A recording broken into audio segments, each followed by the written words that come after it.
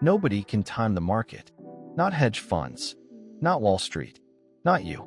Dollar cost averaging is the strategy that removes the guesswork entirely and outperforms most active strategies. Invest the same dollar amount at the same interval, no matter what.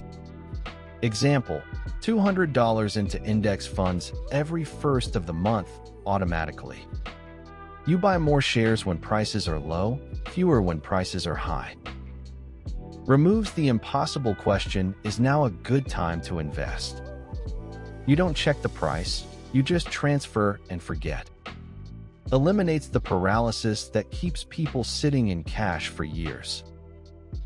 Market drops 30%, you're buying more shares at discount prices. Investors who kept buying through 2020 COVID crash made 2x returns. Panic sellers locked in losses. DCA investors got rich from the dip. Pick a brokerage, Fidelity or Vanguard, both free. Set up automatic investment, fixed amount, fixed date, same fund. Don't change it based on news. That's the whole point. Research, lump sum beats DCA about 66% of the time. Market usually goes up.